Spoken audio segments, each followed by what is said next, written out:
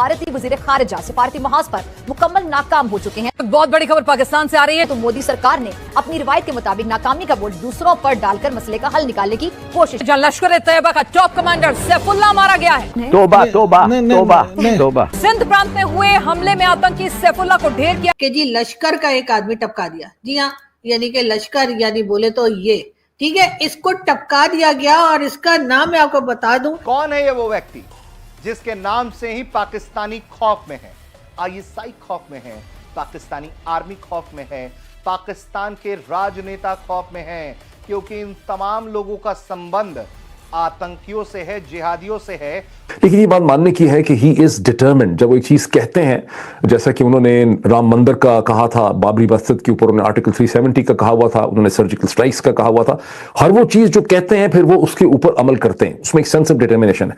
तो यहां आपको इसको सीरियसली लेना पड़ेगा। जब नरेंद्र मोदी कहते हैं कि हमने एक्शन करना है तो सीरियसली लेना पड़ेगा कि ये अपने सांप अपने सपोलों को मारेंगे। जिंदगी झंडवा फिर भी घमंडवा। जश्न में कमी नहीं होनी चाहिए, समझ रहे हैं, चाहे हार जाएं।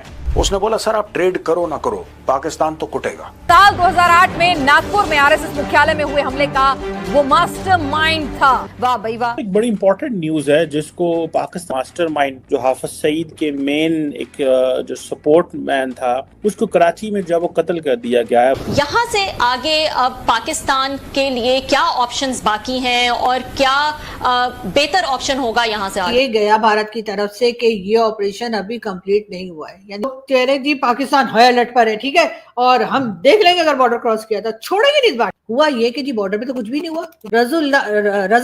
रजाउल्लाह निजामुद्दीन इसका नाम है, और ये जी डिस्ट्रिक्ट बदीन सिंध में जो है, इसको जो है वो नामालूम अननोन गनमैन इसको टपका के चले गए। जय हिंद दोस्तों। पीएम मोदी जब से अपने स्पीच में यह बोले हैं कि अभी जंग बाकी है, खत्म नहीं हुआ है, आतंकवादियों के खिलाफ कभी भी जंग खत्म नहीं होगा भारत तब से पाकिस्तानी पूरा डरे हुए थे और अपने टैंक, हथियार और रडार सब कुछ लगा दिए थे बॉर्डर पर कि इस बार भारत के कोई भी मिसाइल पाकिस्तान पर नहीं गिरेगा। लेकिन इस बार ऐसा कुछ भी नहीं हुआ, बल्कि पाकिस्तान के सिंध प्रांत में जो आतंकवादी छुप के बैठे हुए थे उसको अज्ञात आदमी ही ठोक डाले। यानी जो उस आतंकवादियों को मारे वो कहां से आया है, कौन है, किसी को जानकारी नहीं है। दोस्तों इस आतंकवादी का नाम रजौल्लाह निजामुद्दीन है। भारत के कई प्रमुख आतंकवादी हमले में शामिल होने का आरोप है इस पर, जिसमें 2015 का उधमपुर आतंकवादी हमले में भी शामिल है। दोस्तों यही आतंकवादी नहीं बल्कि इसके जैसा कितने आतंकवादियों को अज्ञात आदमी ने मारा है, जिसके चलते पाकिस्तान के नेता से लेकर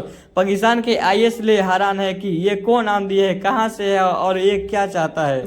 सिंध प्रांत में हुए हमले में आतंकी सैफुल्लाह को ढेर किया गया है तो जश्न मनाया जाए। साल 2008 में नागपुर में आरएसएस मुख्यालय में हुए हमले का वो मास्टरमाइंड जिसके नाम से ही पाकिस्तानी खौफ में है, आईएसआई खौफ में है, पाकिस्तानी आर्मी खौफ में है, पाकिस्तान के राजनेता खौफ में है, क्योंकि इन तमाम लोगों का संबंध आतंकियों से है, जिहादियों से है। मैं आपको बता दूं, निजामुद्दीन रजाउल्लाह निजामुद्दीन इसका नाम है, और ये जी डिस्ट्रिक्ट बदीन सिंध में जो है, इसको जो है वो नामालूम अननोन गनमैन इसको टपका के चले गए।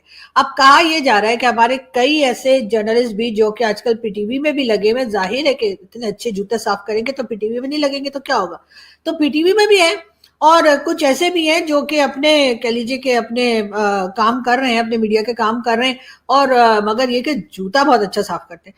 उनका कहना है कि भाई ये तो शहीद हो गया और ये तो बेचारा बड़ा काम कर रहा था, ये तो कहना चाहिए जिहादी था और जिहाद कर रहा था और कश्मीर के लिए जिहाद कर रहा था। मैंने बल्कि एक सबको जाके लिखा भी, मैंने कहा सर कुछ शर्म कर लिया सर, मतलब एक टेररिस्ट को आप हीरो बना रहे।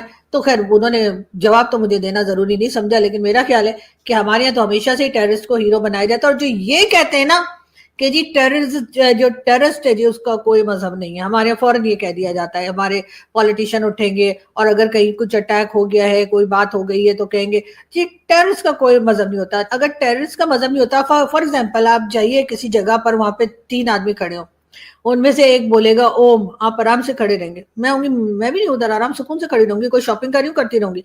कोई और खड़ा होगा, वो कहेगा ओ माय गॉड, तब भी कोई कुछ नहीं करेगा। लेकिन अगर सिर्फ एक बंदा उठकर ये कह देगा ना कि जी आप जानते हैं क्या कहेगा, है ना, ठीक है। तो अब मैं यहाँ बोलना नहीं चाह रही, लेकिन सारे मेरे पीछे पड़ जाएंगे। लेकिन खैर, अगर उसने एक बार भी अल्लाह अकबर कह दिया, उसके बाद तो मैं भी सर पे पांव रख के भाग जाऊंगी वहां से कि पता नहीं क्या होने वाला है। तो ये तो हमने इंप्रेशन बना दिया। अब ये और बातें कि अब हम कहे नहीं जी सारे मुसलमान ऐसे नहीं होते, सब लोग ऐसे नहीं होते। मैं खुद मुसलमान हूं, लेकिन मेरा तो कोई प्रोग्राम नहीं है कहीं जाके फटने फुटने का। लेकिन बात सारी है कि ये आदमी जो था ये टेररिस्ट था। इसको अगर आप ये बताएंगे कि जी ये तो शहीद है, ये तो गाजी है, शहीद है, कि पता नहीं जिहादी है और ये तो बड़े नेक काम कर रहा था, तो मेरा ख्याल है इसी वजह से हम लोग FATF में गए। और FATF में हम इस वजह से नहीं गए कि जी हमें भारत ने कह दिया कि FATF में, भारत ने भी तो कोई सबूत तो दिए होंगे, और अगर नहीं दिए तो अब ये सारी हरकतें जो हम करते हैं वो क्या है। दूसरी तरफ हमें ये भी लगता है कि जी हम जिस तरह से लोगों को पनाह देते हैं, जिस तरह से इनको रखते हैं, और उसके बाद कहते हैं कि जी हमारे यहाँ तो कोई जिहादी कैंप है ही नहीं, पर मरे भी हैं। मगर आपने नोटिस किया कि जब sole supplier of weapons Pakistan का था अमेरिका, मगर जब 1965 का जंग शुरू हुआ 2 हफ्ते के बाद उन्होंने एम्बार्गो लगा दिया पाकिस्तान पे। जंग के दौरान, जंग के बीच में, तो जब हमने उनको कहा कि यार तुम किस किस्म के दोस्त हो, जंग के दौरान, जंग के बीच में इतने सारे पैक्ट्स होके, कहते हैं नहीं हमारा जो जंग है वो कम्युनिस्ट के ख़िलाफ़ है और तुम्हारे इंडिया के ख़िलाफ़ नहीं है। और हमारा वेपन्स रोक दिया, और इंडिया का एक वेपन्स उस वक्त इधर से नहीं आ रहा था, रूस से आ रहे थे, और रूस धड़ाधड़ वेपन्स देता रहा। जब ये कहानी ठीक से कहानी लिखी जाएगी वो क्या हुआ और उसका नतीजा क्या हुआ, अभी भी हम ठीक से नहीं कह सकते हैं, इसलिए कि अभी तक थोड़े से फीलिंग्स हैं, सेंसिटिविटीज़ हैं, आप चौंक जाएंगे। और इस सारे इमेजेस हैं मैक्सर टेक्नोलॉजीज के और प्लैनेट लैब के, वो ये शो करते हैं कि कोई बहुत ज्यादा नुकसान जो है वो नहीं हुआ। और पाकिस्तान ने जो मिसाइल हमले किए हैं उससे तो हिंदुस्तान को कुछ भी नहीं हुआ। यानी हिंदुस्तान ने जो मिसाइल स्ट्राइक्स की हैं पाकिस्तान के अंदर, दो तीन किस्म के उन्होंने मिसाइल्स यूज किए। आपको पता है पहले उन्होंने मेरा ख्याल स्कैल्प यूज किए जो फ्रेंच टाइप के थे, जो एयर टू ग्राउंड थे, जिसमें उन्होंने 24 मुकामात को हिट किया आजाद कश्मीर में, पाकिस्तान में, बहावलपुर के अंदर, मुरीदके में। और वो सारे जो हैं जिन जिन बिल्डिंग्स पे उनको जाके लगना था, स्कैल्प एक्यूरेटली जाके उन्होंने हिट किया और हम कुछ भी नहीं रोक सके।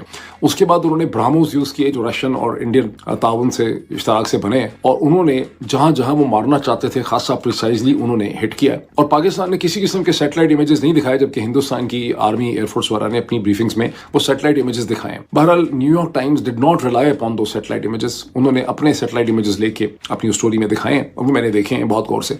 और सैटेलाइट इमेज दिखाते हैं कि बुल्हारी जो है, जहां F-16 होते हैं, जो कराची से कहते हैं कि 100 किलोमीटर 100 मील दूर है, वहां पर उन्होंने जिस हैंगर को निशाना बनाया, उन्होंने पहले का इमेज दिखाया हमले से पहले का और हमले के बाद का, और वो हैंगर का एक हिस्सा जो है बिल्कुल तबाह हो गया। इसी तरह से उन्होंने नूर खान एयरबेस के ऊपर जो हमले हुए हैं वहां पे भी दिखाया उन्होंने कि बिल्डिंग कैसे डैमेज हुई है। फिर उन्होंने जो रहीम यार खान में हमला है वो भी दिखाया। तो जहां जहां उन्होंने 3 या 4 इमेजेस उन्होंने दिखाए